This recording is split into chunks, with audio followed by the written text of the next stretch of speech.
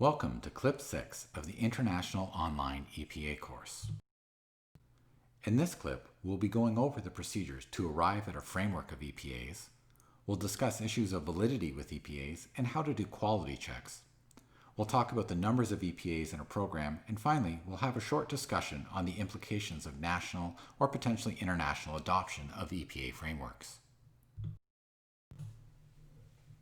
To begin, though, I want to briefly talk about the tension that can often be present in identifying EPAs between viewing it as curriculum development or as generating a description of the work of a profession, which is commonly referred to as work or job analysis. The truth is that both of these elements are part of it. Identifying EPAs, which are units of work, is fundamentally a form of work analysis. But when we fully elaborate the EPAs, as we saw in Clip 5, we apply the results of work analysis into a curriculum. It's important to keep this in mind. As educators, we easily shift towards focusing on the curricular side and need to be reminded that the task begins with describing work. I want to move into describing the methods for arriving at a framework of EPAs now. EPA development is a consensus process. We recruit experts to identify, describe, and agree on the EPAs for a profession or a specialty. We often conceptualize it as a three-step process: identifying candidate EPAs, revising them, and finally adopting a framework of EPAs by a governing body. But I want to add another step to this process that I've come to recognize as crucial in EPA development. It's how we select our expert participants. These experts are the individuals who will ultimately define the content and construction of the EPAs. The importance of how they are selected is difficult to overstate. So this is where we'll begin. When selecting experts for your EPA consensus panels, there are two key considerations to keep in mind. First, you want to ensure that you have bona fide experts for the areas of expertise that you want to include. This means setting careful criteria for what constitutes an expert. These criteria can't be overly strict. There are only so many Lionel Messis of the medical education world. In fact, setting very strict criteria for expertise can actually undermine the next consideration, that is, recruiting broad representation among experts in the profession. Here you want to think about all the different perspectives you want to ensure are included. Think about experts from different clinical practice types, academic and community practices. Geography, which can mean east to west or rural and urban. Think about race, gender, and experience. You want to make sure you capture a broad representative group of experts. Finding the balance between strict enough criteria to justify your definition of expertise and still being able to recruit a broad representative panel is the essence of good expert selection. The best EPA development panels will include different kinds of expertise, clinical experts and education experts for sure. But you may also include learners, healthcare administrators, patients, and our professional regulators. All have important perspectives relevant to the work. And a quick word of warning. Several biases can creep in during the expert selection stage that can undermine your work. Broadly, implicit or unconscious bias comes from our natural tendency to select people who are similar to ourselves. This can be gender, race, or shared perspectives on issues.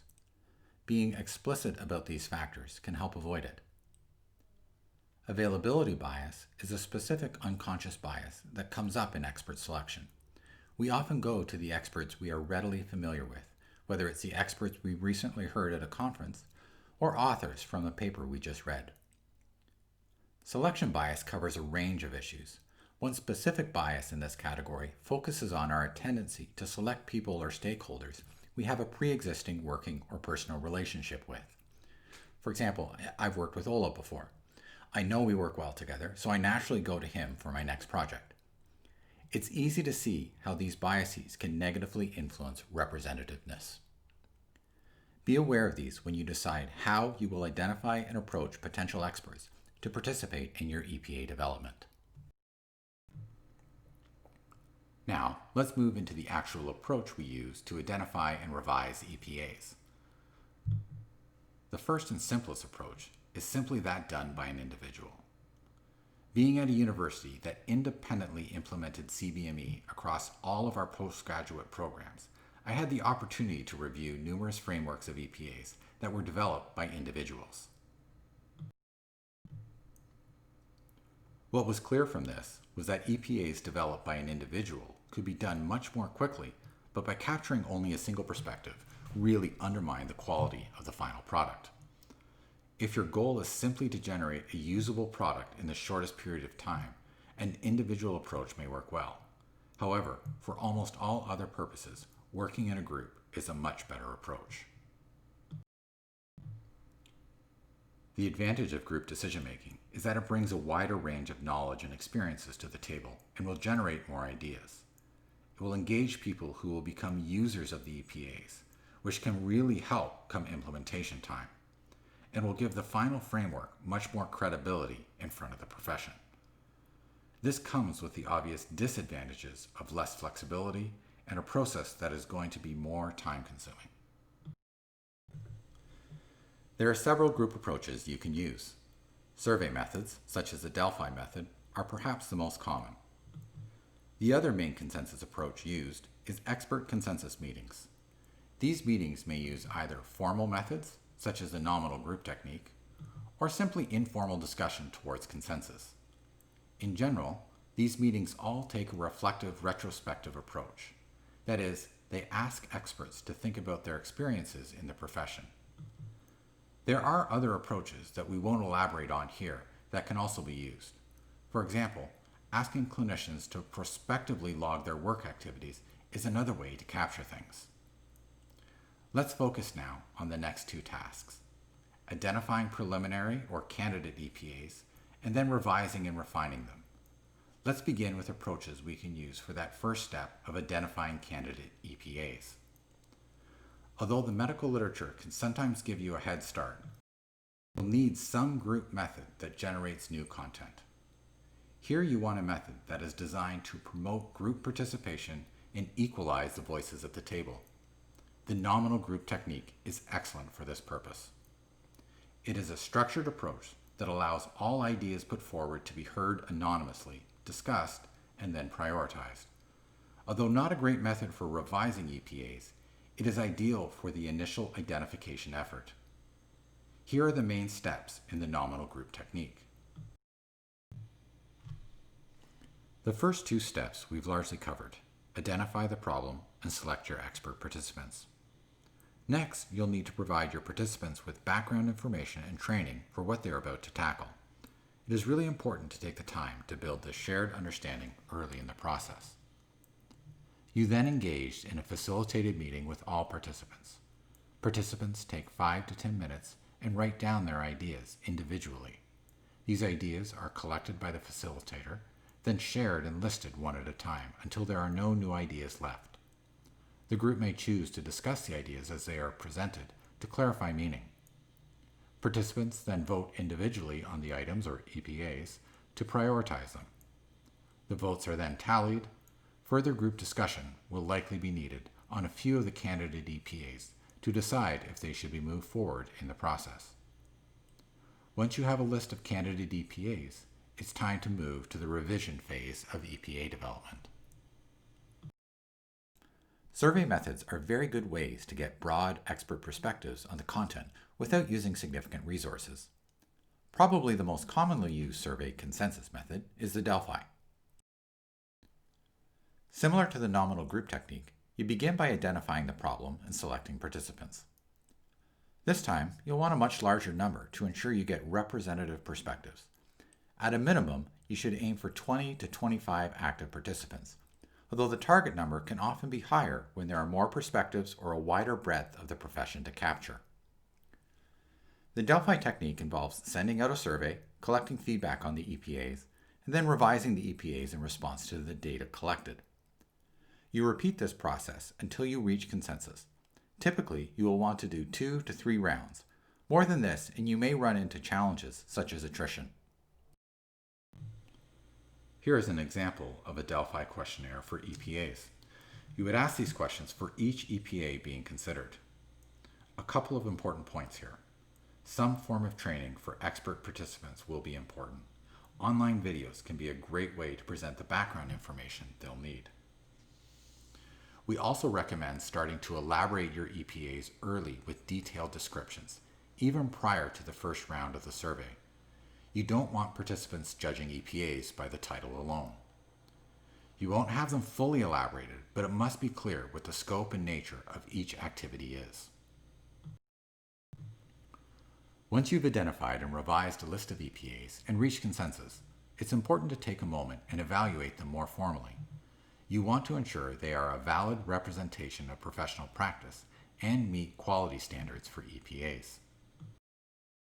Remember, EPAs are not competencies. EPAs are how we apply competencies to address clinical needs. Almost invariably in EPA identification, we see competencies that are proposed as EPAs. Although this is not the end of the world, taking the time to do a rigorous EPA evaluation prior to adoption can help avoid this and other pitfalls. So how do you do this? The first 2 points here we've already addressed, and these are done prior to even engaging in EPA identification, expert selection and training, and carefully designed methods. At the bottom, the 2 points here are evaluation approaches done after generating a proposed set of EPAs. Reactor panels are large groups of stakeholders that will include, among others, people responsible for operationalizing the EPAs within training programs. Here you really want to see if the rubber meets the road. Do they make sense? Are they feasible to implement?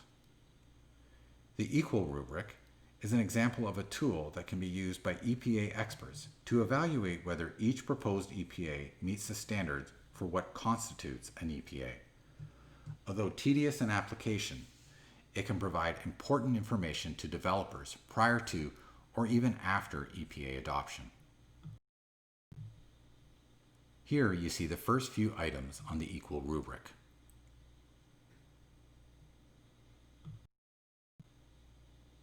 The paper shown here is a good supplement for this video clip and provides much more detail on validity considerations and identifying EPAs.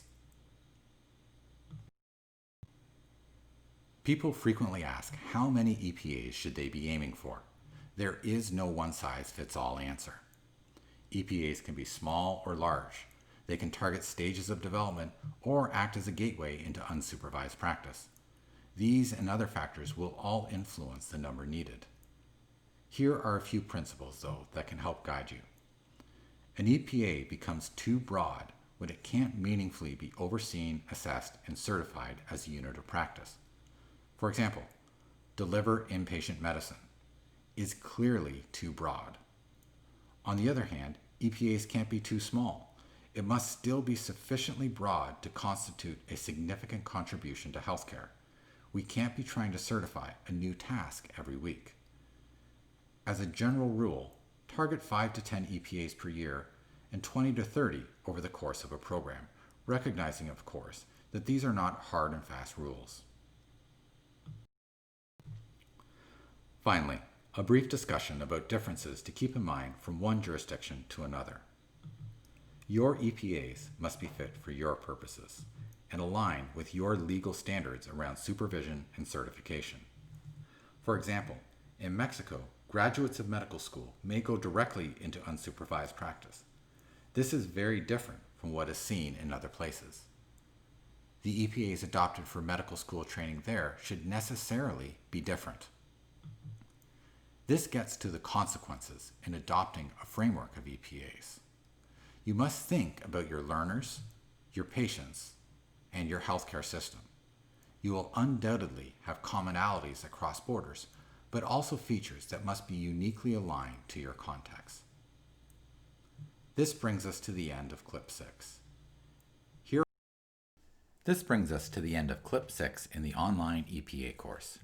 To summarize, in this clip, we reviewed how to arrive at a defensible framework of EPAs. We discussed procedures to identify and revise EPAs, emphasizing the importance of expert selection. We discussed issues around validity of EPAs and how to decide on the number of EPAs you need. And finally, we briefly discussed implications for international adoption. We hope you found this useful as you consider approaches to identifying and developing a defensible framework of EPAs for your own program. Here I've listed some good references used in creating this clip.